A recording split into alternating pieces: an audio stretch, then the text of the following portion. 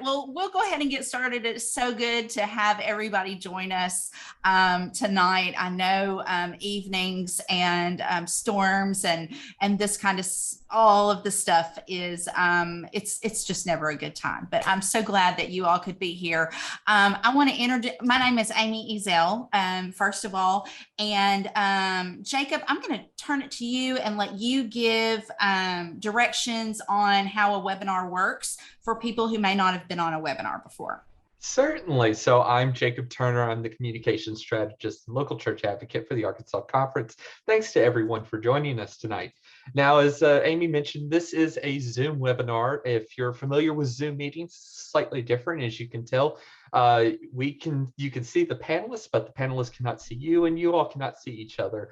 If you have questions, we actually, in a slight change of plans from normal, you can access both the Q&A to ask any questions that you may have, as well as the chat during this webinar.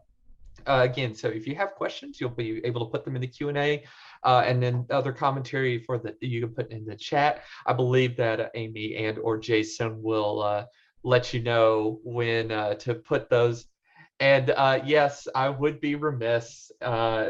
Susan Coles, Miss Coles, my 12th grade AP English teacher, is on the call as well. So good to see you. And yes, I am Turner. That is me. I went to high school with 7 Jacobs, I believe, in my class. So we all went by our last names. Good to see you, Miss Coles. Love it. Love it. Glad you're here, Susan. Thank you so much, Jacob. I am Amy Ezel. Like I said, I work for the Arkansas Conference and in the Center for Communication. And it is my honor to have Jason Moore tonight. He is with Midnight Oil Productions, and we have been working together for about 18 months now, I think. We were connected right after we settled into a pandemic, and Jason has become a common name in the Arkansas Conference. And so I'm tickled to have him tonight talk about how we can specifically build our online hospitality so that we have great engagement during our Easter worship services. And so I'm going to turn it over to you, Jason. Welcome. We're glad to have you. I can't hear you. Sorry, I muted something. You've got to say it every time. You're muted. I know. I think I'm legally required to say you're muted during every Zoom call. I just wanted to get that one out of the way. I was going to say, Amy and I became fast friends. You're right, like 18 months ago, and we've gotten to do so much together. And I'm thrilled to be here with you all and looking forward to our conversation. Friends, very quickly, if you didn't already see it, I did create a little handbook for this particular session. You can point your smart devices at that, or you can click on the link in the chat that I just put there.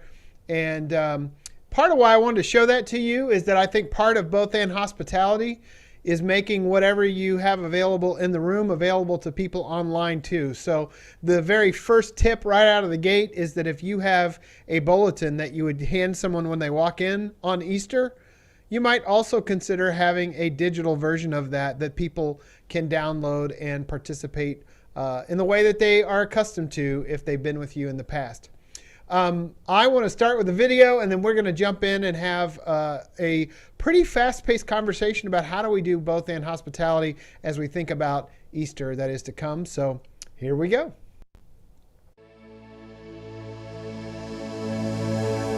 Hello, and welcome aboard CUMC Air. Before we begin, we ask for your attention as we share a few brief safety instructions.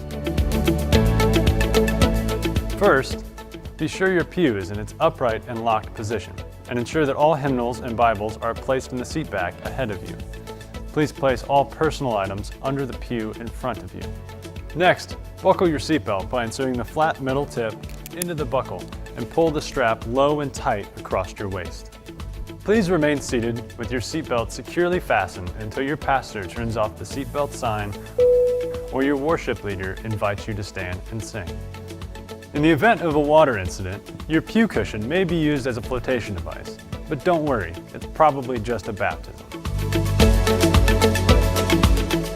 We kindly ask that participants comply with all posted placards, lighted signs, and greeter instructions. Note that all exits are clearly marked. Keep in mind that the closest exits may be behind you. If there's a loss of pressure during worship, an oxygen mask will drop from above. Place the cup over your nose and mouth and breathe normally. Put on your own mask before assisting other worshipers.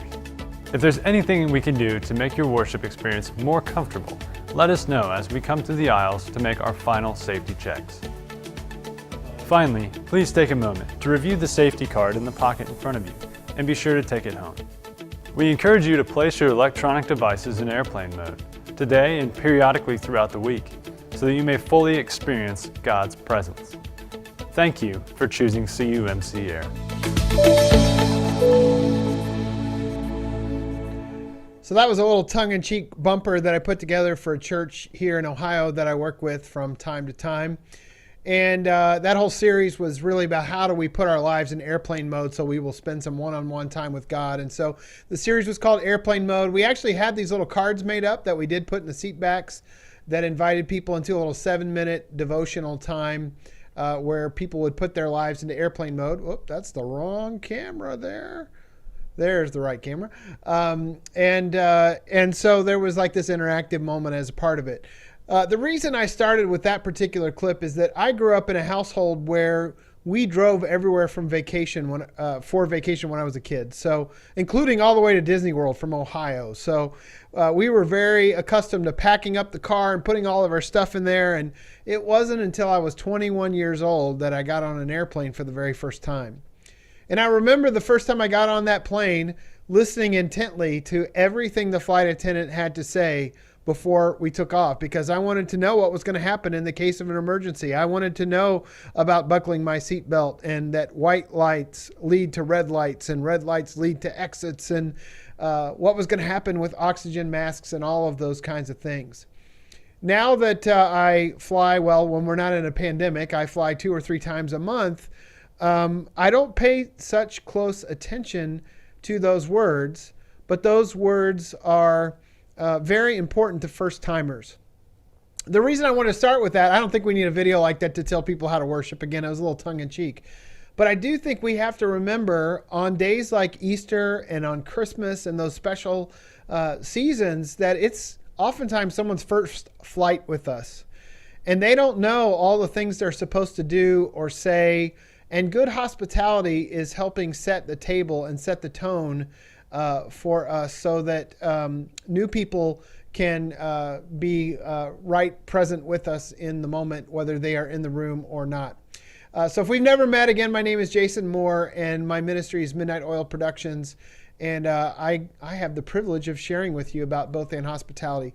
If you've never been a part of any of the trainings I've done in the past, I just want to unpack BothAnd for just a moment. The idea of BothAnd is that we would create experiences of worship and really in ministry, of ministry in general, where people both in the room and those who are worshiping with us online feel like an equal priority, where no one feels like an afterthought. I've had the incredible privilege since about September, I believe, of leading some cohort calls with churches in your conference, and we've been exploring every month what it means to do BothAnd worship. And there are some really incredible stories coming out of your churches about how God is moving in this time where we are living in what I call a Great Commission moment, where we're taking the gospel to people everywhere. And of course, we have a really incredible opportunity coming up, one of our best opportunities of the year, to create moments where people may connect with us in deep and meaningful ways where they might come again.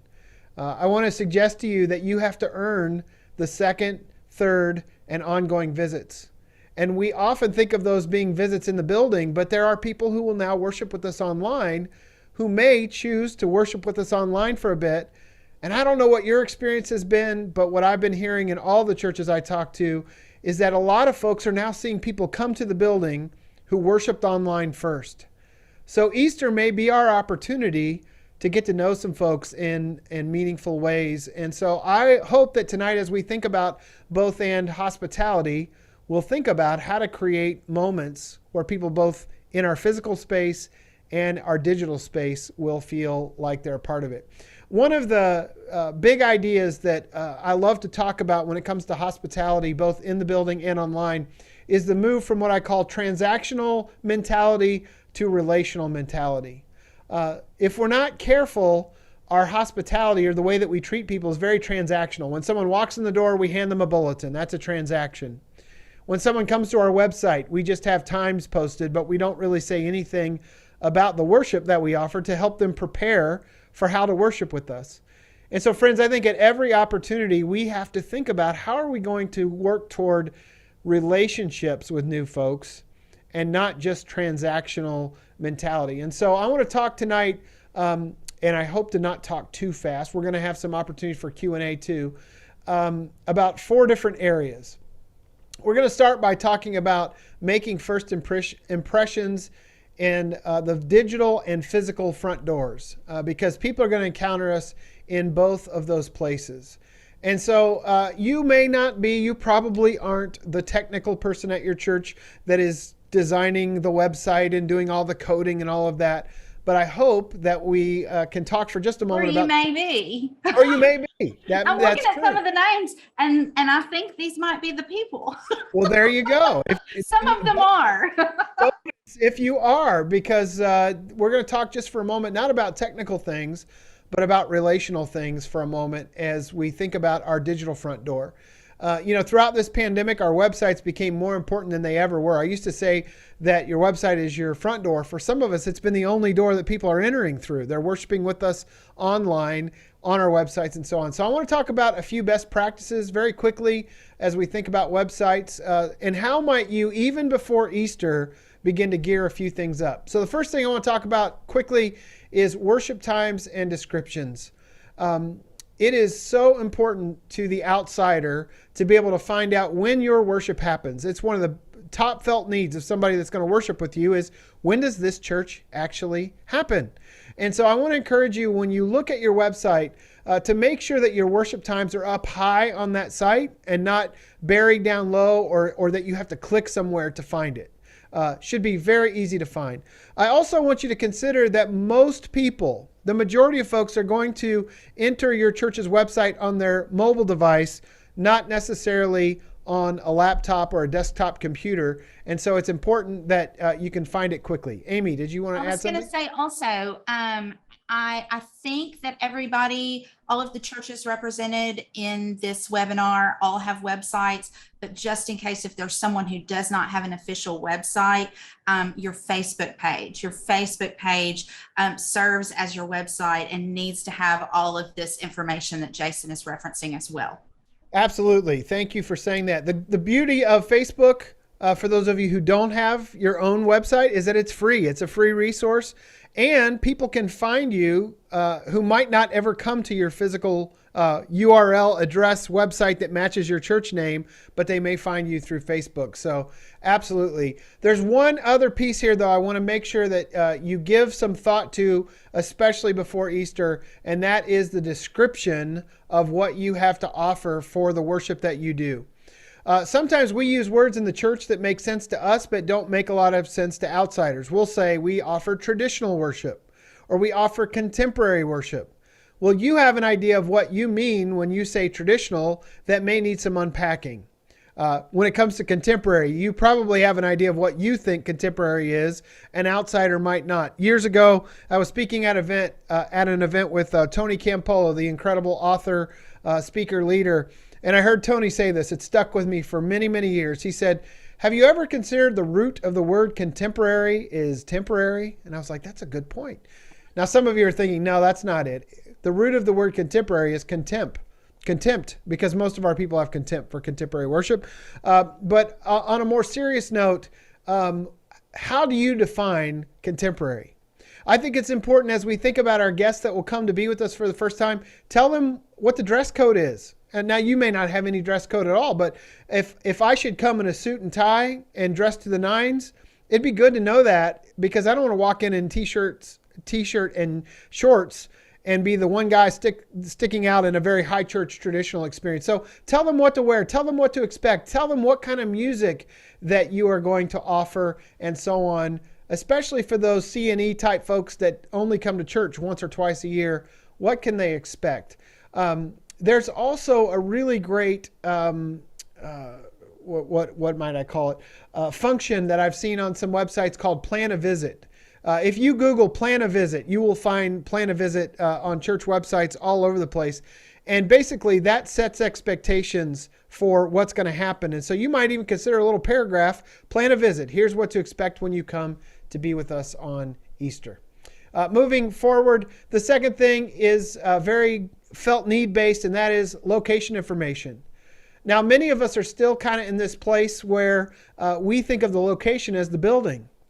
There are some people that are going to come to your building, but there are many people who are going to find you online. So what I want you to consider when you visit your website is the location easy to find? And when I say location, I mean, is the URL very easy to find for how to worship?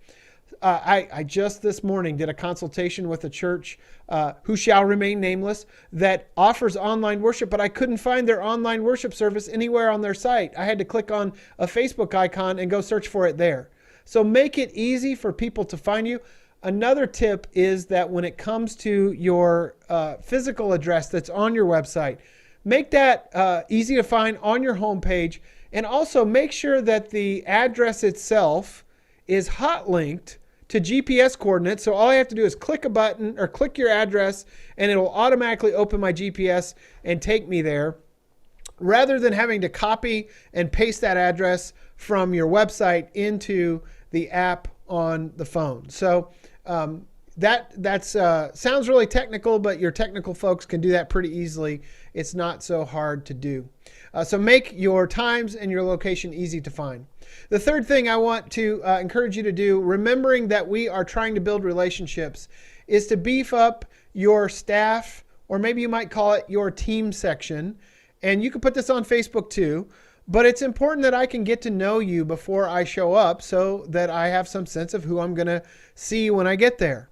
So there are 4 things that I want to encourage you to include in your team or your staff section on your website.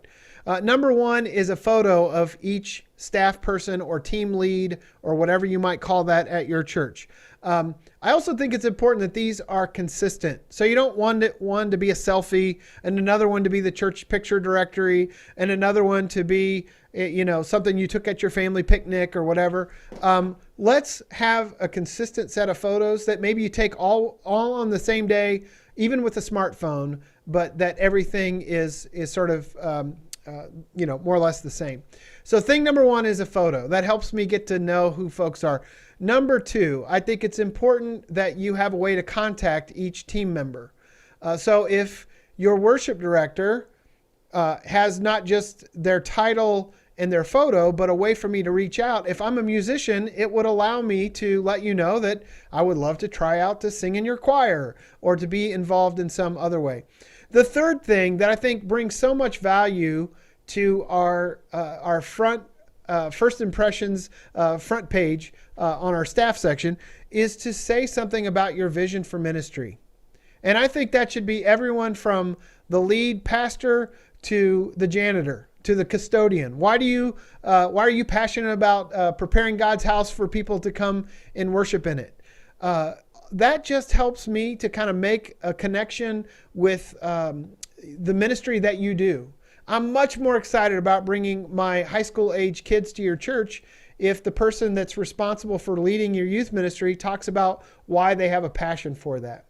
And the fourth thing that you might consider, and this is kind of a bonus one, it's not something everyone will do, but I'm a big fan of recording a short 30 to 45 second video that might say something to an outsider about who you are. So mine might look like this. Hey, I'm Jason. I am the pastor here at Acme Church, and I am so glad that you've come to check us out. We worship on Sunday mornings at 9 a.m., both online, on Facebook, and also in our building. We would love to meet you. If you come to church on Sunday in person or even online, make sure to say hello. I'd love to buy you a cup of coffee sometime. Let's get together. Thanks for coming to check us out, and we hope to see you this Sunday in church. Now, here's why I think that's important. Because not as many people are coming to the building as used to, a photo can't talk. a paragraph. We've all had moments where we've read something in text and we've taken it the wrong way because text doesn't have tone. A video like that tells you a little bit about my personality, and you might say, that guy drinks too much coffee, but I want to go check him out. Or you might say, well, he's got a fun personality. I want to go see what the sermon is like. So friends, I would encourage you to record, and this doesn't have to be professionally shot with fancy lights. You can do that on your smartphone. If you don't have a smartphone, borrow one. Somebody's got a smartphone. So this doesn't have to be something you spend a lot of money on. The fourth thing I want to encourage you to just be mindful of as you are looking at your church's website in preparation for Easter is that it is accurate and up to date. I've gone to so many church websites and found information that is very outdated. Not long ago, I worshiped at a church during Lent that still had their Advent series advertised on their homepage. One time I went to visit a church in person, and the night before, as I was in the hotel, I was checking out this church. I wanted to get to know them a little. Showed up at church on Sunday. The pastor walked up to me and shook my hand and said, "Good morning. I'm the pastor here." And they said the name of the church. And I said, "Oh, you are no longer female or African American." And they looked at me and said, "What?" And I said, "Well, I was on your church's website last night, and there was an African American female pastor on the church." And they said, "Oh, that was the previous pastor. This was in September." Now, many of us know that on July 1st, the new appointments happen. So for all that time, outsiders were getting the wrong impression of who that pastor was. So just give your site a look over. Make sure everything is accurate there. One of the things I want to encourage you to think about is, what is your up-to-date and accurate COVID policy? Some folks are going to make their decision on whether they come to your church based on what your COVID policies are. So are you wearing masks or not? Is a mask optional? Am I going to feel comfortable if I want to wear a mask and you don't do masks? Do I need to be vaccinated? Do I not need to be vaccinated? Make sure that you are inviting people in to that. And that's a reality that we didn't used to have to think of, but it will extend hospitality so that I know what to expect. One final thing here I want you to consider is that social media is more important now than it's ever been. So if you have social media icons like Facebook, Instagram, Twitter, if those are on your website, make sure that you're actually using those services. If I click on your Instagram and the last picture is from you against you, I'm going to think, well, this church is not really paying all that much attention. So I'm going to encourage you to either use those services or lose those icons before Easter. Don't have them on your front page. If you don't tweet, take off the Twitter icon. If you don't use Facebook, take off the Facebook icon because I think those things matter, especially to young people who are really paying attention. So I do have some homework for you that I want you to consider. We're not going to do this now, but I hope you'll do it later. I want you to conduct a website audit on your church's website. And so I want you to look for these 4 things the next time you're on your website before Easter, and look to see if your times are there. Are there descriptions of the worship you do? Is the location easy to find, and can I click on it? Does our staff section tell the story of who we are, and are we accurate and up to date? So I know that's a lot, but that is our first impression. Crucial. It's crucial. It really is in the world that we live in today. There's a part 2 to our first impressions that I want to quickly hit with you. And that is that hopefully a good number of people are going to come to our physical space. And so it's really important that we greet them and welcome them in meaningful ways. One thing I just want to say right up front is that curb appeal matters more than you think it does. So you're a little further south than I am. It's going to be sunny there probably on Easter. Make sure you cut the grass, trim the bushes, clean the windows. People will make their first impressions based on what they see when they come to your building. Another aspect of worship, we don't think of this as worship, but it helps us either worship or distracts us from worship, is the experience we have navigating the space. So I want to talk just for a moment about signage. You may even look at your signage before Easter comes. I want to teach you a new word if you don't know this word. It's called wayfinding. Wayfinding is information systems that guide people through a physical environment and enhance their understanding and experience of a space. Should be in your handbook, so you can read that again if you'd like to. But if you've ever gone to the mall or the airport or a library or any public space, at some point a wayfinder was hired to come in and help people design the information systems. Sometimes in the church, we kind of lose sight of this, or we've never actually engaged in the art of wayfinding. Let me just ask in the chat, you can just put it out there. How many of you are in a building that is older than 50 years? Anybody in a building 50 years or older? I'm going to assume that there are some of you that are in buildings that old. All right, Susan is in a building older than that. How many, Colleen, very good. How many of you are in a building that is older than 100 years old or more? How many of you are in buildings like that? Yes, 100 years plus? Okay, I could probably keep going and you could probably keep saying yes. The older our buildings are, 55 years, Harriet, that's a good life of a church.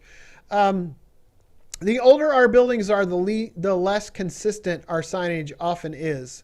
And so I want to walk you through a few best practices quickly. The first is that our signage needs to be simple. When people get out of the car and they enter into the building, they ought to be able to find their way to where they're going. Be mindful that if you have signs like this in the building, this is often way too complicated to navigate the space. I actually took this picture at a church I went to go visit. So if you look around your space and you don't have signs that are easy to follow, you might even consider, even temporarily during Easter, putting up some new signs to cover the old ones that might be overly complicated. So help people navigate the space so that it's easy. The second one is consistency. It's really important that our signs are consistent. And when our churches have lived a lot of life, sometimes we have the signs in this part of the building that are black with white type. And then in this part of the building, they're burgundy with yellow type and a different font. And every time I turn a corner, I have to navigate different signage. And I know what you're thinking. We can't take down those signs because Uncle Joe donated that sign in 1962.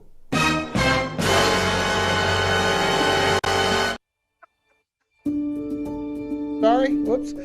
We have moments like that we allow signs to stay up beyond when they should have because we are trying to keep people happy.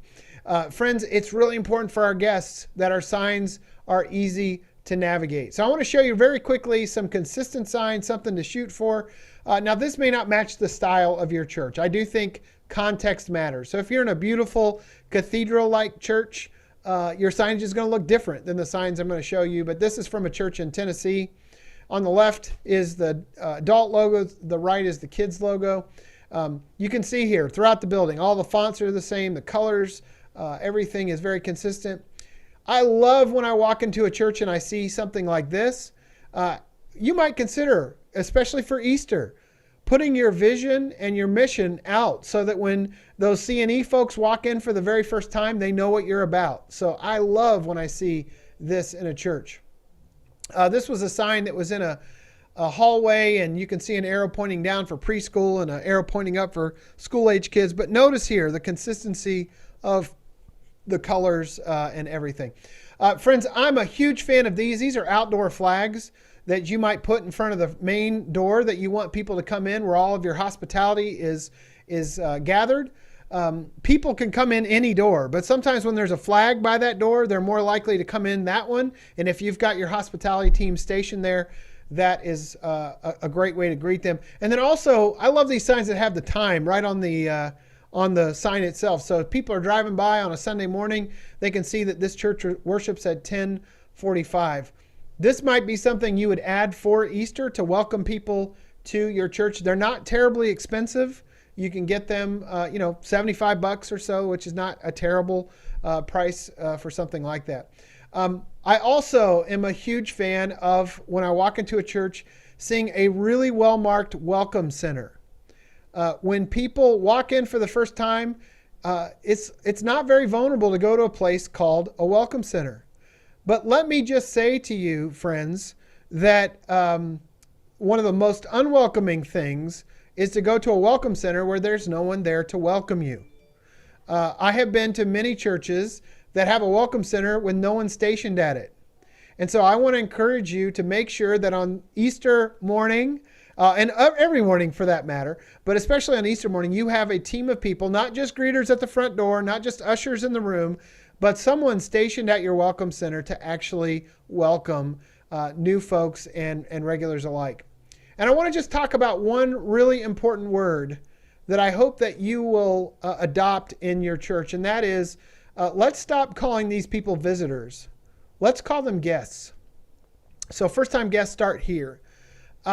Friends, I want to just suggest to you that our language, excuse me, matters, and some of us call outsiders visitors.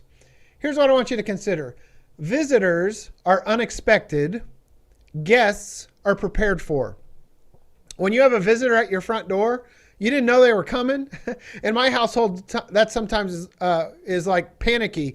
Hide under the couch, pretend like we're not home. The living room is not clean, or we got too many dishes in the sink, or, whatever. But when you have a guest in your home, you put out the fresh linens, you sweep the floor, you do all that stuff because you're ready for them. And I just want to suggest to you that we have to be poised for our guests before they arrive. We can't wait for them to show up to make a plan. So let's adopt the language of guest rather than visitor. I also cannot stress enough how comforting and meaningful this is to families when you have a very clearly marked welcome area for children. And so have a check-in. The first time you leave your child with someone, it can feel a little traumatic, especially if they're little ones. And so having a formal check-in where I can fill out a card and know that nobody but me can come pick up my child really does make me feel a little bit more comfortable leaving my kid with you for the very first time. Those are consistent signs. Let's think about that in our own setting. Next thing then is accuracy, and it's really important that we have accurate signs. Make sure that your signs actually say the right thing on them. Believe it or not, I've been to many churches where the signs on the sign out front, or the times on the sign out front were not right. They had like summer times and it's actually fall or whatever. I went to this church in Hawaii a couple years ago. I had to suffer for Jesus. They said, "Will you come secret worship at our church?" And I was like, "In Honolulu? Absolutely." And I said to my wife, "Hey, I just got invited to go secret worship at First United Methodist Church, Honolulu." And she said, "When do we go?" The next time I was invited to worship at First United Methodist Church in Boise, Idaho, and she said, "I'll see you when you get home." But I got to this church and I saw this sign. And as you look at this sign, you're not going to see anything that is troublesome to you, but when I saw it, I panicked because the pastor's name, I thought his name was Pastor Tom Choi, C-H-O-I, and I had been calling him that all throughout the visit. And when someone flies you all the way to Hawaii to secret worship at their church, you want to get their name right. And I said, "I've got a really odd question, but is your name Tom Choi?" And he's like, "Yes, Jason, why are you asking me that?" Like he was a little frustrated that I didn't know his name. I said, "Well, let's go take a walk." And we looked at this sign and he said, "They changed my nationality. Like I am not Chinese. I'm Korean." And so he said, it might actually mean that somebody might think, well, that's a Korean or a Chinese speaking congregation and not come to church that day. So just make sure that as you look at your signage, it is accurate to whoever is a part of your church and your times and all of that. Insider language is also really important. And friends, this one is so important as we think about doing worship for our Christmas and Easter crowd. We have a lot of words that make sense on the inside, but not on the outside. Let me ask, friends, what is the big room outside the sanctuary called in your church? If you're in a traditional United Methodist church, we have kind of a funny name for that big room outside of the sanctuary. Anybody know? Anybody know? Surely somebody knows. The fellowship narthex. There we go. The narthex. The narthex. Every time I hear the word narthex, I feel like I need a hazmat suit to walk into a room called a narthex. Sounds a lot like that cow disease anthrax. And if you tell someone to meet me in the narthex, they might think that's... Or the narthex. There you go. Or the narthex, either way. That sounds like it could be a COVID variant. That's a scary word. So, friends, we might think about, even for Easter, renaming on temporary signage even, what some of those things are. Call it your welcome center. Call it your lobby. Call it something other than a narthex, which is kind of a scary word. When I got to this church, I was really disappointed because I got to the parlor and there was no ice cream or pizza and no one offered to do my hair. I think if you call a room a parlor, you've got to either do someone's hair, offer pizza or ice cream or whatever. But even our words can be just insider, not churchy words. So I was at a church in Fort Worth, Texas, and I took a picture of this sign that said co-workers. And I thought, is that like the break room? Is that where the pastor and the custodian and church secretary have lunch? And after worship, I said, what is that? And they said, that's our adult Sunday school class. And I said, well, I would never go to that class because I don't work here. I thought it was like an employees only sign. And so I encouraged them to call it adult Sunday school on the sign. But if you want to, put coworkers in parentheses. So just be mindful of the insider language that we use. The last one, friends, is just intentional. We want to make sure that our signs are intentional. Sometimes we can run things together just to be expeditious in our signs. This was a sign I took a picture of at a church in Nebraska. Look at that second line. I don't know about you, but that puts a weird word picture in my head. Sanctuary restrooms. When I hear sanctuary restrooms, this pops into my head. But I've got a really weird brain. Sanctuary restrooms is a very strange word picture. And I just got to say, you know who ordered the signage at this church? The librarian. Look at the library sign. It's like library is really big and then everything else is really small. So let's not send signals that are unintentional with our signage. This next sign has a very problematic word in it. The word or indicates a choice. You can either use the restrooms or you can use the ramp. I don't think we want to give people that kind of choice as they come to our church. Make the bathroom experience a holy one. I like this sign. Finally, brothers, aim for perfection and the God of peace and love will be with you. I mean, churches are turning everything into a holy moment. So let's just be intentional with our signs. The last thing I want to show you is just a series of signs, because sometimes those marquees that we have out front, we want to do fun things with those, but just make sure you're sending the right signals. This particular church, they love their pastor. You can come worship him. He's that good. Maybe this next church didn't like their pastor as much. Do you know what hell is? Come hear our preacher. That pastor's in therapy. This church says, don't let worries kill you. Let the church help. I'm not sure if I need that kind of help. And then finally, as Easter is coming, we do outreach. Just make sure that if you're going to do like an annual Easter egg hunt, spell check your sign, because I don't know where they're hiding those eggs, but that might make some people uncomfortable. Friends, I do have, I'm sorry, Amy. I do have one little bit of homework for you. And that is, I want to encourage you to do a signage audit before Easter comes. Walk around your building. Ask yourself, are any of these signs inaccurate? Are they hung on the wall straight? I was just at a church a few weeks ago where all the signs were like falling off the wall and it made a terrible first impression. One final piece of signage that I want you to consider too is guest parking. New here, park here, with the word guest on the ground. Friends, a lot of us have visitor or guest parking, but we have non-visitors and non-guests that park in those spots. And we know who they are, but we don't ever actually take the time to address it and say, hey, could you leave those spots open? Because we want to offer great hospitality. We want our first-time visitors to have the best parking. And here's the thing I want you to train your folks to do if you've never considered this. Have your frontline hospitality team keep their eyes on those visitor spots. And when someone parks there, you can roll out the red carpet for them, open the door for them, welcome them, because you know they're a guest. So I want you to give some thought to that as well. I do want to, we're to the end of the first one, so I want to give you a moment to ask any questions you have about first impressions digitally or at your space. So let me give you a moment to do that. And you can put your questions either in the chat or in the Q&A, and I'll be happy to answer them. We'll give you a moment to do that. And if you don't have questions, I'll move on to the next topic.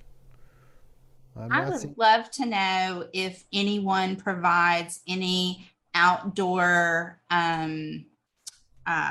hospitality at their, if they're planning on that for, let's say Easter Sunday. Will you have any kind of outdoor hospitality, special signage, people in the parking lots, people giving directions, any That's of that?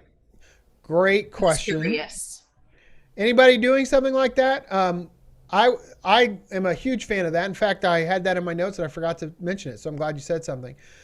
Friends, one of the things I would encourage you to do is go on Amazon and buy an oversized Mickey Mouse glove and stand in your parking lot and have some folks that are just waving people in as they come in the morning. Believe it or not, one time I went to Church of the Resurrection and saw Adam Hamilton doing that in the parking lot. He was waving people in with a big Mickey Mouse glove, making them feel welcome even before they came into the church. One other thing I forgot to mention, and I'm glad you talked about outdoors and in the parking lot. Friends, as I talked about the COVID policy, this might be still a year that we might consider doing a multifaceted approach to delivering our worship. So if you bought an FM transmitter during the season where we were only in, when we weren't in the building, you might consider doing an audio broadcast to your parking lot that people could pull up in their car because they don't feel comfortable in the building. I know some churches that are doing multiple hybrid. They are doing in the room, they're doing online, they are doing FM transmitter, and some that are doing freeconferencecall.com. So they're doing an audio only version that they're broadcasting. If it's been a while since you've done that, you might consider bringing it back for Easter so that people can worship with you in multiple ways. Allison says that they have people in the parking lot on most Sundays. Very cool, Allison. Good idea to ramp up your creativity. Also, you're in a place, again, that's here in Ohio. We sometimes have snow on Easter. So we can't always count on this.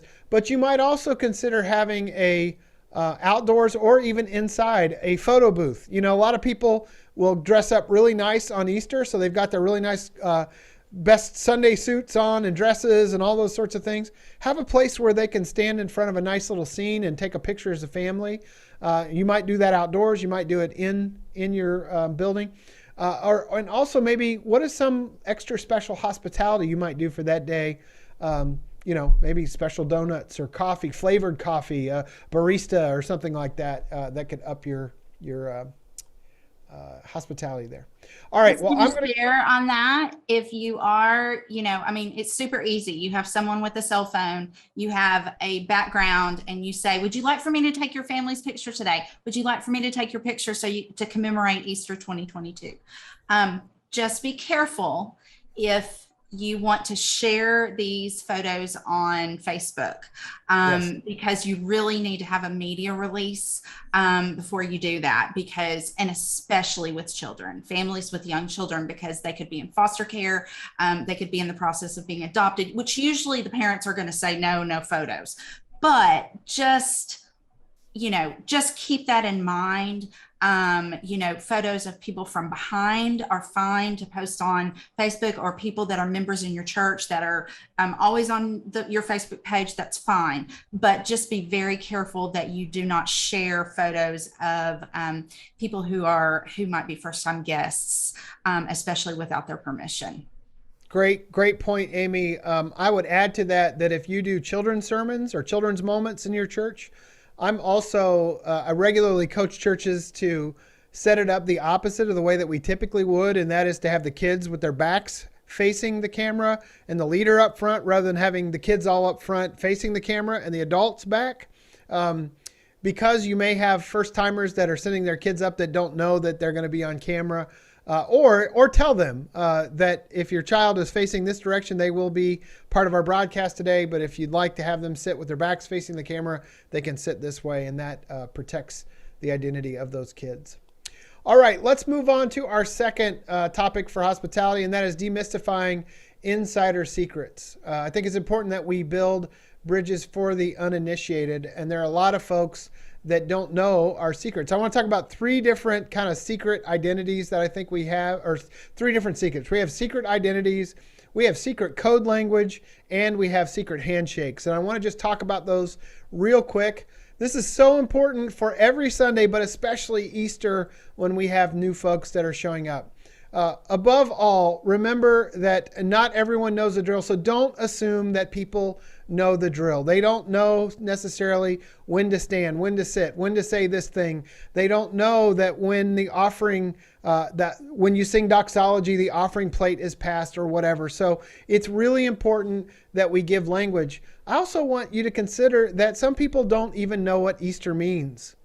And so some of our most basic language, we may need to walk people into. What is Easter? What is the resurrection? All of those things. Let's not assume that everyone knows everything that we know. Let's talk about three different areas. We're going to talk first about secret identity. And that is that a lot of people don't know who we are. And every time I walk into worship as an outsider, I often feel like I walk into a Jerry Seinfeld act. You know, Jerry Seinfeld would often say, "Who are these people?" Who are these people? And I feel that way sometimes when I worship online with someone for the first time, or I'm in the building for the first time. All throughout worship, random people get up and they start talking. And I'll tell you, last year, as part of my work for one of the other annual conferences I work with, I had to watch 60 worship services. So I'm as holy as I've ever been in my whole life. But here's what happened to me every time I worshiped with these outsiders. I would say, "Is that the pastor?" "Oh, no, wait. Is that the pastor?" "No, I don't think is that the pastor?" Because lay people get up and they talk, right? But you don't know who anyone is. So I want to talk about why it's good hospitality for both in the room and online for you to do introductions. So let's talk about those things real quick. The first is that there are multiple participants in the worship, and the bulletin doesn't really tell you who's who. The bulletin doesn't come with pictures. And so if you have two male leaders or two female leaders in the worship, let's say that Amy was the pastor of Acme Church. If another female got up to read scripture at the beginning and didn't say who she was, I might, and I looked at the bulletin and I saw the pastor's name was Amy Ezel, I might say, "Is that the person reading scripture? That must be Amy." And I'm going to think that the entire time until maybe the sermon when somebody else gets up or Amy gets up to preach the sermon. So it's really important that because we have multiple participants, each person, even the laity, get up and say who they are. So I might just say, "My name is Jason. I'm part of the men's ministry here, and it is my privilege to read this morning's scripture." And then I would share that. What I'm doing in that moment is identifying myself not as the preacher for that day, but that I'm saying who I am. And so pastors, this means that even you would say who you are, but don't wait until the sermon to say who you are. If you talk at any point earlier in the service, it's important that we not think of you as this mystery person. She was a mystery to me until the sermon happened, or he was a mystery to me until the sermon happened. From the very first time you talk, remember my airplane experience. I'm not offended when the flight attendant tells me to buckle my seatbelt and that oxygen masks drop and all that. I've been through that routine. I don't listen as intently as I used to, but for the people who are new on that plane, they need that speech. The people who are new in the room, the people who are new in your broadcast need you to tell them who you are. The second reason that I think that you should be introducing yourself, every person each week, is missed points of connection. Let's say that the leader of your United Methodist Women's Ministry is going to get up and do the announcements that morning or something. If that person says, "Hello, my name is Jane and I'm part of the United Methodist Women's Group, and I get to share with you all the things that are happening in the life of our church today." You have done two things in that moment. You have not only identified yourself as someone other than the preacher, the pastor, but you've also just done a 2-second commercial for the United Methodist Women's Ministry. And if it's my first Sunday and I'm there with my wife and we're looking to get connected with your church, I can then say, "Oh, hey, that's Jane and she's part of the United Methodist Women's Ministry." And after worship, you can talk to her about being a part of that. So those little quick introductions are very helpful. Now, friends, I'm not suggesting that you say, "On drums, we have Joe, and on keyboard, we have Sarah." And I don't mean that. I mean that when you have somebody who's leading in worship, don't just assume that everybody knows who you are. So if you've got a speaking role and it feels appropriate, I think it's important to say who you are. That doesn't mean that when someone's going to sing a special piece of music, "Hello, my name is Jason. let me share this song. And then I share it. There are moments that it's not appropriate, but someone might say after that or before that, thank you, Jason, for sharing that song, that special piece of music with us today, or whatever. So it's just good hospitality. If I came to your house for the first time, I would imagine you would introduce me to your spouse, to your children if you have them, to your pets and so on. When someone comes into our house, our worship house, our community of faith, online or in person, those introductions really matter. And the third reason that I think this is so important is that it provides a level of authority for the person who introduces themselves, and also safety, especially when it comes to children. So if you're in a church that does a children's sermon or a children's moment of some sort, even if you're doing that online, saying who you are provides some level of authority in that position.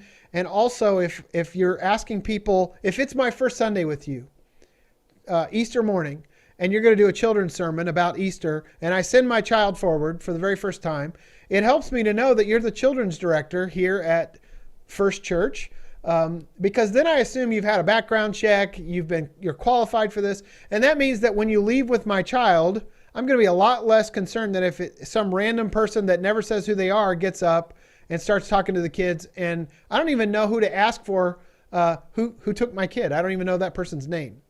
So those are so important. Also, just remember, for those of you who do children's sermons, children's moments, if your practice is to take the kids and leave with them, remember to tell first-timers that, but don't only tell them, hey, give them an orientation. Now is our children's time. It's the time where the kids come up. We give them a lesson. We're going to invite the kids who would like to go back to Sunday school with us. And then, by the way, if you're new with us, you pick your child up down the hall at the Sunday school area when worship is over. There's a church that I worked with in Minnesota who told me they had a new couple that came to their church. They sent their kid up for children's sermon. They left with the kid. They never explained what was happening. And this couple sat in the back of the sanctuary for 20 minutes, very upset that their child had not been returned to them. They had no idea they were supposed to go down the hall and pick that child up. So some of the things that are insider to us have no idea, people on the outside have no idea what those practices are. A couple other things that I want to encourage you to do.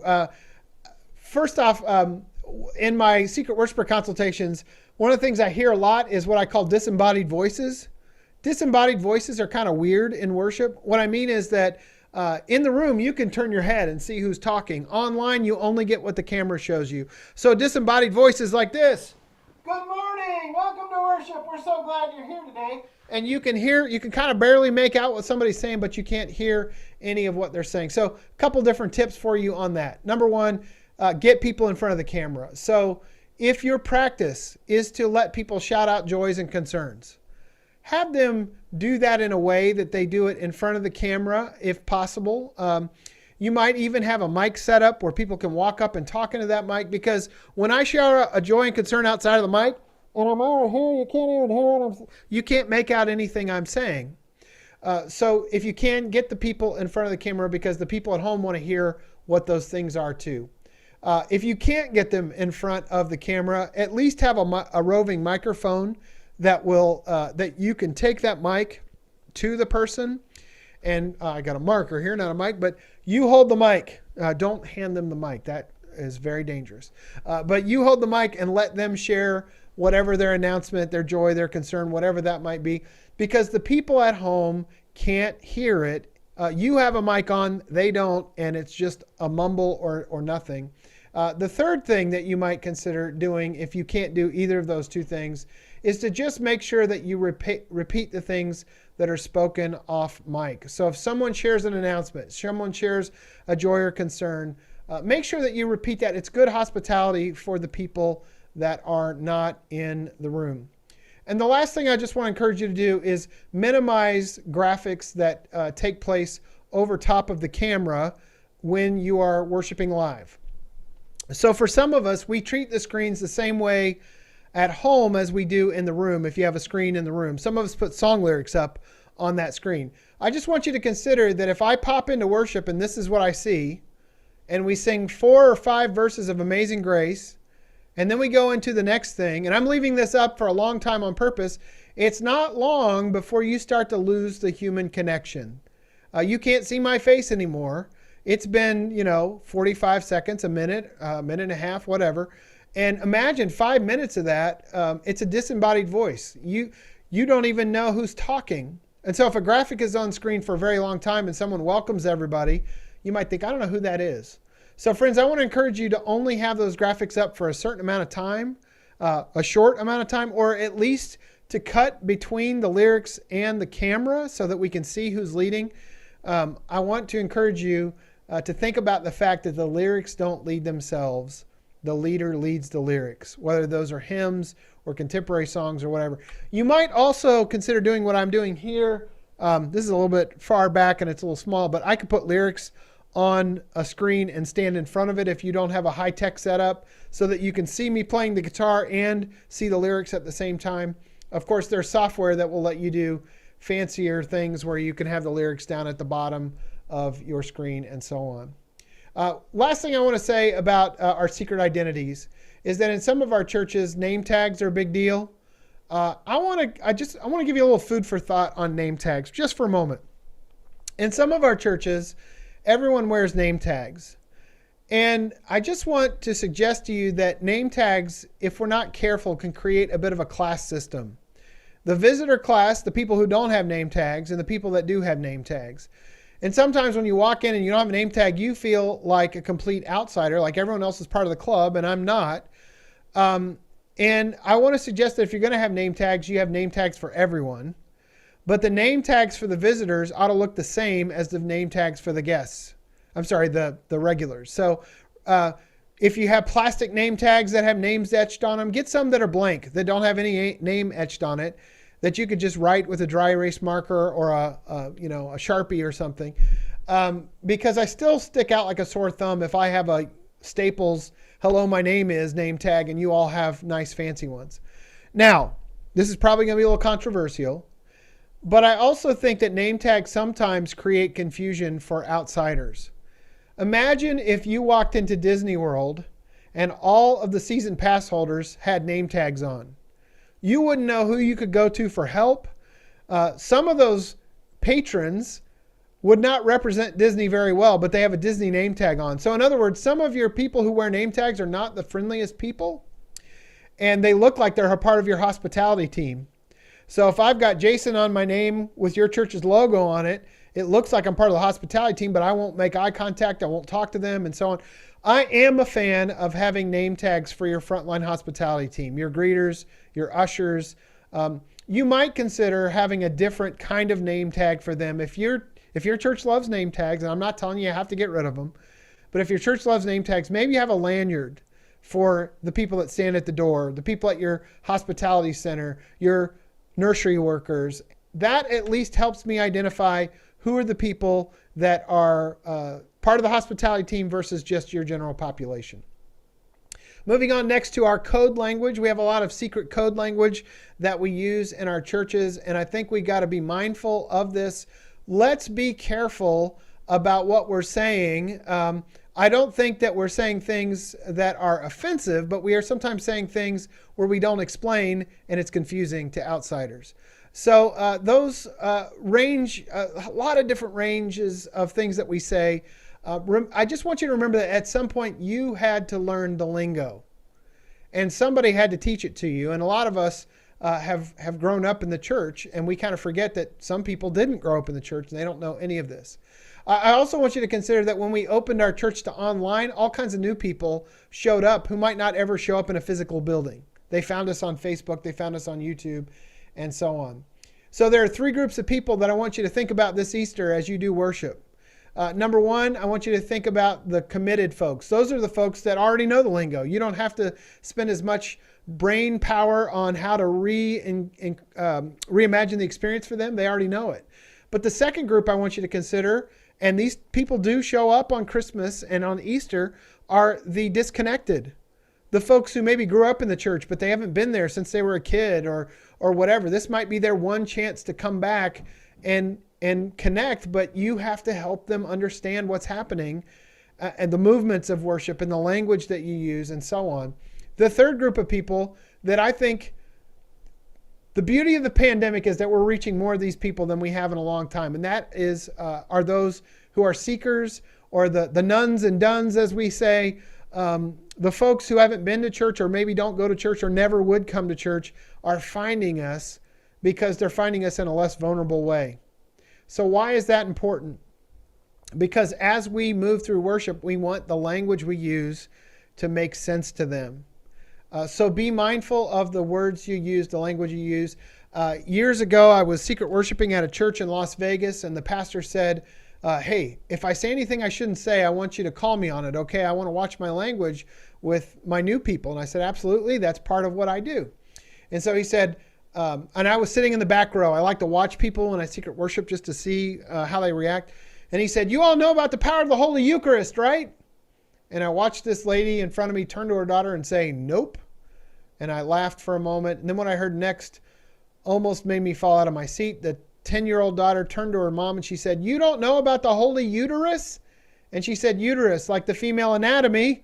And I almost fell out of my chair because there was something lost in translation there. And I told the pastor after worship, I said, I got an anatomy lesson in worship today. And he said, what'd you hear? And I told him what I heard. And he's like, I guess I should have said Holy Communion. And I said, you think? Yeah, you probably should have. So friends, when we use words like Eucharist and sacrament and doxology and, all of those sorts of things, those are confusing words to an outsider. But even some of our churchy language that we understand, like Connect card. Some of us say, fill out your Connect card. Is that like that game Connect 4 from my childhood? I won. Where? I can't. Here, diagonally. Pretty sneaky, sis. Now, I don't know about you, but I loved Connect 4 as a kid. It always makes me think of that. One little language shift, hospitality-wise, to consider is that if we are inviting people to register their attendance online, you might consider calling it something other than a Connect card. A card is a piece of paper. So are you going to send me that in the mail? You want me to fill out a Connect card? When should I expect that to show up?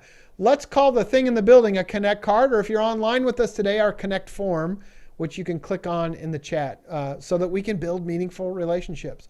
Just be mindful of all of the language that we use. Another word we use, bulletin. The only time you hear the word bulletin is when the police are looking for someone.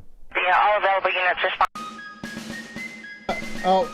I ruined my second joke there, but we call that thing at the end the benediction. That's also confusing. That's Benedict Arnold there, by the way. I had an unchurched friend say to me, yeah, they talked about Benedict Arnold at the end of worship. I don't know, that's the benediction. They're like, what is that? And I'm like, that's just the blessing. But we have a funny word for it. Or even our acronym. Some of you might say, hey, if you're new with us today, we want you to be a part of our UMW. And some folks are going to be like, what are the United Mine Workers doing at your church? Are you sitting on a deposit of gold or coal or something like that? So friends, another little bit of homework that I have for you is to look at your service. And I want you to make your way through that whole service, the typical way that you do it, and ask, are there any kind of code words that we use? And how might we explain?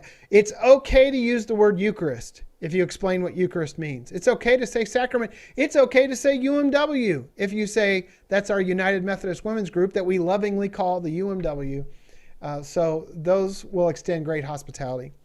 Moving on to our final secret, and that is secret handshakes. We have a lot of secret handshakes that we do in our worship, and sometimes we forget that we had to learn what those things are. So one thing that people may ask both online and in the room is, I'm supposed to do what? Like, what is that thing you want me to do? Years ago, I was secret worshiping at a church in Denver, and they had what I would call an unspoken ritual. And that unspoken ritual was that they handed a basket out at the beginning of worship. Now, someone handed me this basket, and I thought, this is my first time there. I thought, is this my first time visitor gift? Or what? They're not taking the offering already. He hasn't even preached. And then some kind soul behind me finally saw that I was staring at a basket for 30 seconds and said, that's for if you have any prayer requests. And I thought, oh, I guess I have to will them into the basket because I didn't bring any paper and pencil. And I passed it on. And for the next 3 or 4 minutes, I didn't hear a word that the pastor said because I was trying to figure out what had just happened. And then I noticed that there was paper and pencil in front of me. And if someone would have just offered words to explain that moment. The basket's coming around if you have a prayer request. Remember prayer requests for online too, friends. The basket's coming around. You can fill out your prayer requests there. If you're worshiping online with us today, you can put your prayer requests in the chat, or you can email your prayer request to this email address, and we will lift those up today. Let's just remember that people at home want to be a part of the experience too. Attendance rituals are a little different everywhere I go. Some of us have a little pad like this. One time I was at a church, got up at the end of worship and realized I had been sitting on the attendance pad the entire experience. And I know some churches like to record butts and seats, but I don't think that's what they had in mind, although I did make an impression that day. But after worship, I'm sorry. It's getting late. So after worship, I said to the pastor, I said, you never got my attendance because I never heard you ask for that. He's like, well, everyone knows that we take it after. And I said, you can't say everyone knows. I'm here today, and I didn't know that ritual. So just be mindful that however you take attendance, include people online as well. When it comes to things like prayers, creeds, songs, make sure you're doing it in a both and way. Put those songs on the screen. Have a downloadable bulletin, as we talked about before. Invite people to participate. There's some really low-hanging fruit that we're missing. If you have a joy or concern, you can shout it out here or put it in the chat. I want you to get in the habit. If we were all together in the room today, I would say, I want you to say with me and put it in the chat. Go ahead right there in your living room. Say it and put it in the chat. You can say if you have a prayer request, or shout it out or put it in the chat. I want you to consider saying that several times throughout the experience on worship, on Easter worship. Another thing I want you to consider being mindful of is what my wife calls forced interaction. My wife is an introvert, and she coined this term, but she said, I hate when they make me do something and I have no out. I have to shake someone's hand, or I have to, say that thing, or raise my hand above my head, or, whatever. Just be mindful that those rituals that mean so much to us may be a little uncomfortable. And I want you to consider 4 groups of people on Easter and every other Sunday when you consider those forced interaction moments. One of them is what we would call the passing of the peace, or the greeting time, or whatever. I wish that I could see you, because I'd say by show of hands, how many of you feel uncomfortable during that time? How many of you love it? Most of the time it's about 80% who are not real comfortable with it, and 20% that love it and don't understand because they're extroverts like me. My wife, though, is an introvert, and it's not her favorite. In fact, if she could, she'd sit in this pew every week at church, but we don't have one of those. So here are the 4 groups I want you to consider when you do things like passing the peace or saying, turn to your neighbor and say. That's forced interaction. So first, consider introverts. My favorite person in the whole world is an introvert, so I don't want you to think I'm down on introverts. I'm an extrovert. I don't quite understand it, but my wife says to me sometimes, I've peopled as much as I can people this week. And so having to turn to somebody drains her. It's engaging for me. It drains her a bit. The second group I want you to consider are those who are averse to touch. I have a son who has something called sensory processing disorder. I'm lucky if he'll give me a 2-second hug. He does not like to be touched. There are folks with autism who don't like to be touched. Lots of different things. And when you say, turn to your neighbor and shake their hand, or go shake 3 hands, or let's pass the peace, and that's how you start worship for an outsider who falls into any of these categories, you may start off the worship in a way that may disconnect them for the rest of it. Germaphobes. We've all been germaphobes for the last couple of years. Remember those folks. And then I want you to also remember the immunocompromised. I had one church pastor said, I tried to end the passing of the peace time, but my church was so set on it that they wouldn't let me end it. And I had a man who was suffering he had cancer, and he was taking chemotherapy treatments, and his doctor said, you cannot touch people. Your immune system is compromised. And so even though they would tell people not to shake his hand and all that, they would still come and embrace him on a regular basis, and he had to stop coming to church because of it. So let's just remember all those folks. So my last tip for you on this in the building is just to give people the opportunity to bow out. And I mean literally bow out. Remember that people, our visitors don't quite yet love us. They're not in love with us. They're not part of our community the way that we all love each other. So you might say, we're about to pass the peace, and that is where we offer words of peace. Did you know it could just be words of peace? It doesn't have to be touching. But anyway, we're going to pass the peace. And if that's something that would be uncomfortable for you, I'm going to invite you to just bow your head right now and have some one-on-one time with God. And we're going to honor your posture as you pray in this moment. And we're going to greet one another in the name of Christ. And that basically means that if I'm an introvert, if I don't like to touch people, any of those things, I can just bow my head and I don't have to go through the stress of having to engage, give people an out when it comes to our BothAnd. I was going to add too, just on that really quickly, that because I've been a visitor a lot as well, and being by myself, and it's sometimes we assume that our people in the pew are going to be very gracious with their passing of the peace and welcoming nature and all of that. And I cannot tell you how many times I've been to a church where it's passing of the peace and I end up and I turn around and I look around and nobody speaks to me, and I can't, because they're talking to each other, and then I just sit down. So anyway, just another little. I've had that experience too, and it's like I've experienced that extreme and the other extreme. So either no one talks to me, or it's like a zombie horde and they're coming to eat my brain, and like 25 people come to say hello to me, and that feels a little overwhelming too when it's like everybody. So it's a hard thing. It is. Just had to share that. One final thought here, friends, is just, and I forgot to say it. Remember that when you pass the peace to the people online too.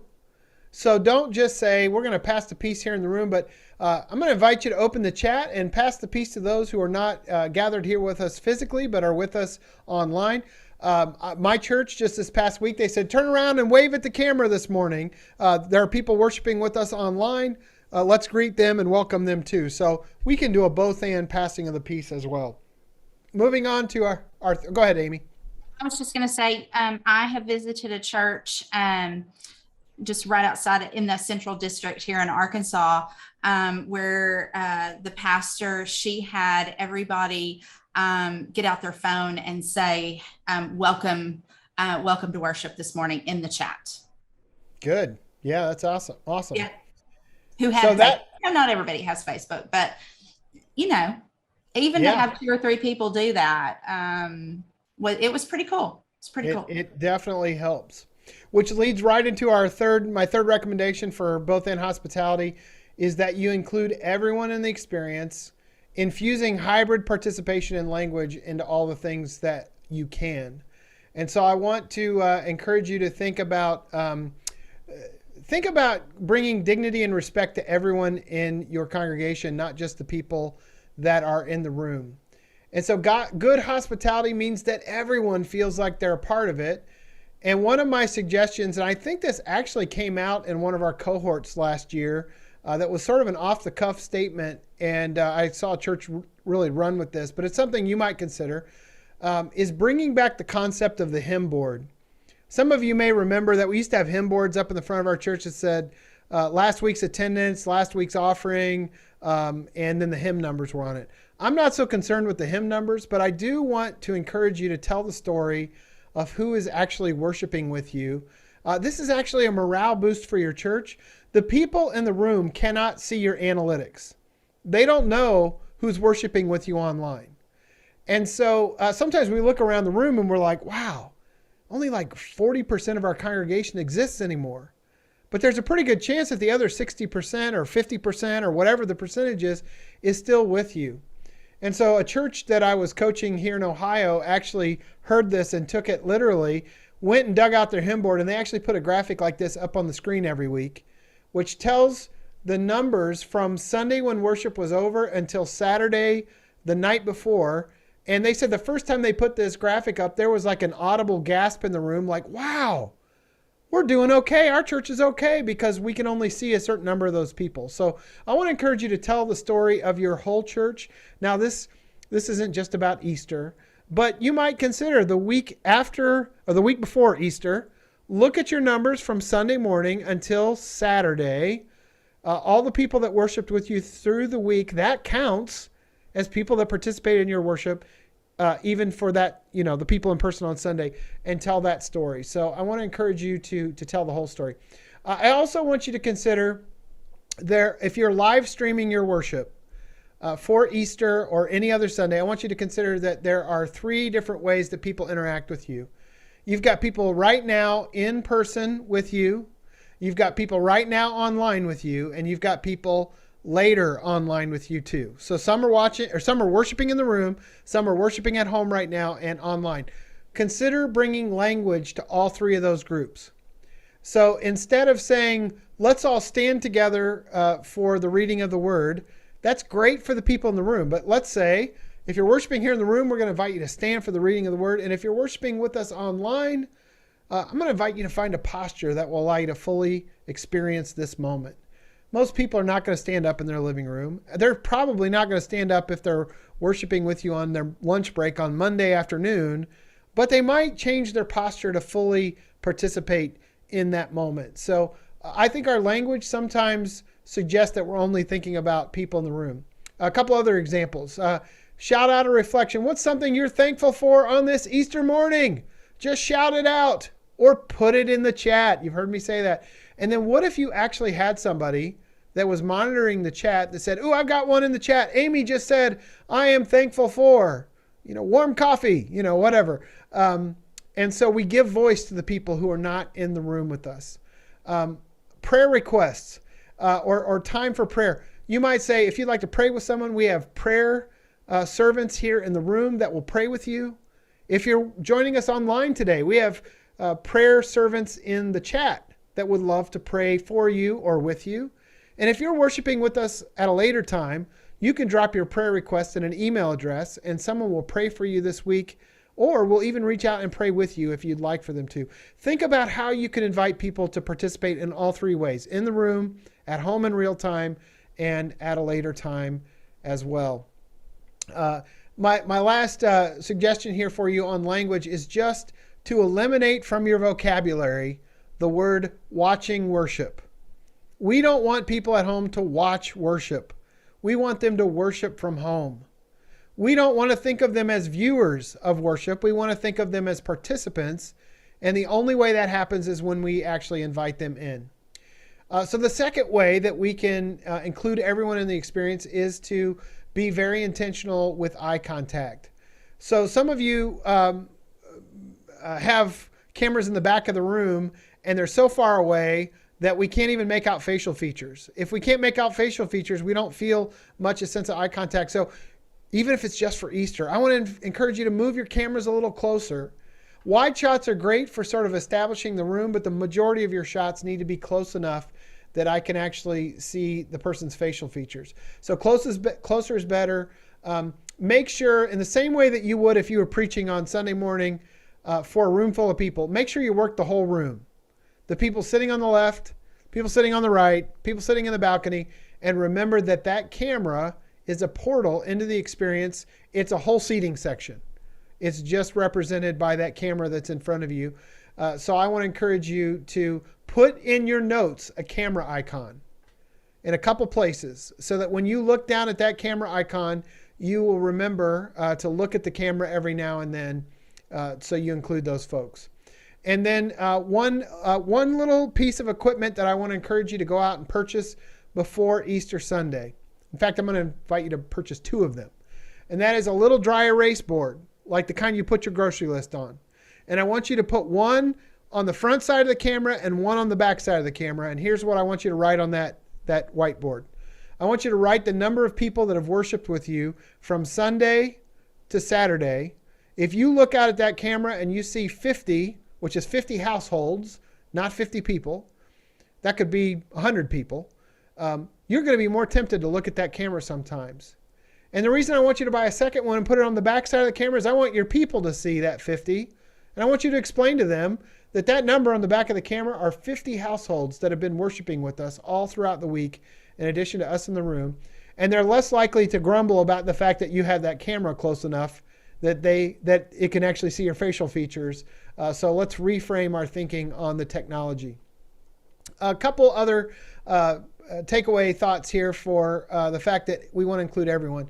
The third big idea is that greeters should be, you should start organizing now your greeters for both in person and online. So I'm sure you're going to have your folks up front that when people walk in on Easter Sunday, they feel so welcome. But I want you to also consider, how are we going to do that in the chat? How are we going to engage people? And just one tip for your greeters at the door: don't ever say, "Are you new here?" Let's say, "Have we met yet?" It's never offensive if somebody has forgotten if you met, but it can be a little offensive if I come quite often and a greeter says, "Are you new here?" No, I've been coming here for 6 months. Where have you been? So one thing I often like to encourage greeters to say, I want to encourage you to make sure that everybody gets a greeting, both in the building and online. So when someone comes into chat, say hello. Take questions. So if somebody walks in the door, hey, is there any question? Do you have any questions about our church that I can answer for you? But also say that in the chat. Hey, for those of you worshiping online with us today, what can we do to make you feel comfortable? Is there anything that you'd like to know? Go ahead, Amy. Jason, I also want you to, I want to, for this group, emphasize that so many of our churches feel like they are engaging with an online audience just by having, just by live streaming, and that that people who they'll put something at the beginning of the service, please let us know where you're worshiping from, or please send your prayer requests, or give a link to text to give, or how you can tithe, whatever. And then there's nothing else. Yes. And as an online worshiper, a lot of the time, and I will I will worship with 3 or 4 different churches on the weekends. It's so important that there is someone, a volunteer, a staff person. If you're blessed to have a staff person, I would suggest always using volunteers.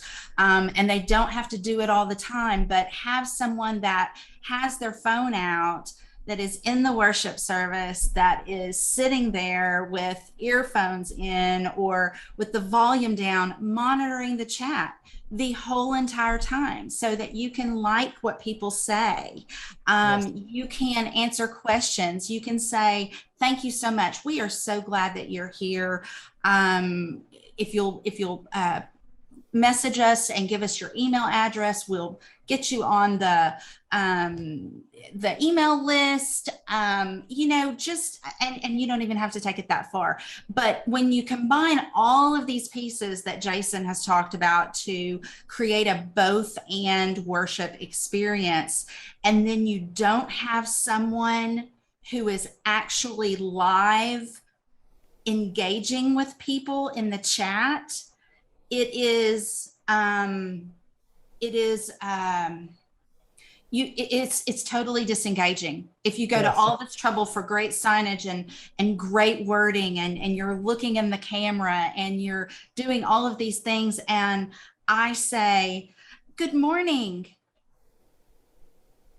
crickets. I just had that happen to me about a month ago for a church that I went to visit in person in another state. And I tried 3 times and nobody ever responded to anything I said.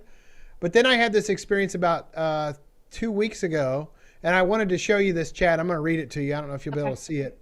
But I just said good morning in the chat, and here's what the response was. I'm going to have to move that down. 1 second. Sorry, it got too big. Let me scale that. I'm going to have to move it all over here. All right.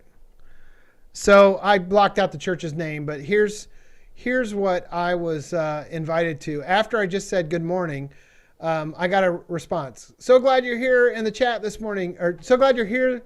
Sorry. "We are so glad you are here this morning, Jason. After the service, please visit," and they said the church's website address, "and click on check-in so the Pastor Jenny and the hospitality team can connect with you." And I said, "Thank you." Then a little bit later, she texted or messaged again. This was a private message. Have a wonderful Sunday. So nice to meet you. And then she had her name and then the communications team. And then I gave it a thumbs up. And then she gave it a thumbs up. And then she came back a little later and said, hey, Jason, true story. I was in our gym capturing footage of our kids ministry and family worship today, and then moved across the campus to our sanctuary to capture pics of our MLK scholarship recipients. It was a true blessing to see your comment this morning in the midst of all that. After our conversation, I decided to check out what region of the world you were worshiping from and noticed that you serve in ministry. Thank you for all you do to grow the kingdom. We hope you are moved by the message and want to thank you for allowing us into your hearts this morning and home this morning. Wow, I tell you, I was so blown away by the fact that after all I said was good morning, and somebody took the time to look me up, to see where I came from, to find out that I was in ministry, and then to write a little paragraph to me. And I was so impressed by that. So friends, remember what I said at the beginning of our time together, the move from relational or transactional to relational. And that's what this is all about. I do want to share one final thing, and I'm sorry, I guess I got a little too excited. I jammed so much in here today. But the last couple things in the chat, reinforce what you hear the pastor preaching. So if the pastor has a sermon point, put it in the chat. Shares a scripture, put it in the chat. If the pastor's talking about a great book that she or he is reading, put it in the chat. Post links in the chat to follow up for registering your attendance and so on. And then the fourth way that I think we can invite people to be participatory in those three different groups are to consider a few different things. Music. Make sure that you have the lyrics up so they can participate. Sometimes I'll come to worship and they talk about the hymnal, but I don't have a hymnal. Passing of the peace, include people at home in that act. I have a friend in Savannah, Georgia, who invites everybody to take their phone out, and he does the joys and concerns that way. He said, friends, we're going to pray with our fingers this morning. And I want everybody, even in the room, I want all of you in the room to get out your phones, open up the chat, and we are going to offer our joys and concerns digitally. Now, we used to do that by just shouting out from the room our joys and concerns, but the people at home cannot shout loud enough for us to hear them. So we're all going to do it that way. And so he actually would call out in the chat, we've got so-and-so worshiping online with us, and they're asking for prayer for a friend who is suffering from COVID. Right here in the room, we have Amy with us, and he went through all the joys and concerns that way. And I want to suggest to you, friends, that the people in the room benefited from hearing the joys and concerns of those who were not present. And I know it was meaningful for them too. So let's think outside the box as we do Easter for people both in the room and online. Last couple of things, offering. It can't be just about passing the plate. How can people online give? Giving is an act of worship. Communion. How do you invite people into the sacraments? Three different options that I've seen. I don't know exactly what you all are doing in your conference, but one option I've seen is giving people instructions for gathering elements that they might do. So at the beginning of worship, we're going to take communion a little later, grab some juice, crackers, whatever. If that's not part of what you're doing in Arkansas, that's okay. I know some churches that are pre-blessing these little, I call them rip and sip communion elements. You can. They are. I mean, they work. They're great, but they taste awful. And I've seen quite a few churches with new stains on their carpet from people who couldn't get these open quite right. But I've seen churches pre-bless these and say, pick them up this week. So friends, you might say on the weeks leading up to Easter, if you're going to worship with us on Easter, part of our Easter experience is we're going to take communion. You can stop by the church if you're not going to be in person and pick one of these up, or pick these up for your family so that you can participate in communion. And the third thing I've seen that I loved was a church in Columbia. They invited people to a post-worship drive-through communion. So they invited people in the room to do these. I came out of the building and there were 30 cars in the parking lot all lined up to receive communion under the awning with people with gloves and masks. They worshiped online. They came to the building to receive communion. So just remember that when you do those sacramental moments, the people at home, they want to be a part of it too. And then you might also consider inviting people to reflect. I'm only going to say what the last one was. Unfortunately, I guess I was too long-winded tonight. I got excited about Easter, and let me just share what the last takeaway is. If I can find it, where did I put it? Number 4, it's the fourth one. We've got to build lasting relationships. So we need to consider what our follow-up steps are. I want to suggest to you that if you have first-time visitors, or gifts for first-time guests and visitors, don't just make those available to the people who come to the building, but you might also say, if you're new with us today, we have a special gift that we would give you if you're here in person. You're welcome to stop by the church and pick one up. You might even consider mailing a first-time gift, or you might also create a digital first-time visitor gift. There are Redbox codes that you can get that would allow a family to have a movie night together. Or you could buy them a Starbucks gift card to buy them a cup of coffee since you're going to give them a coffee mug in the building or whatever that might be. Go ahead, Amy.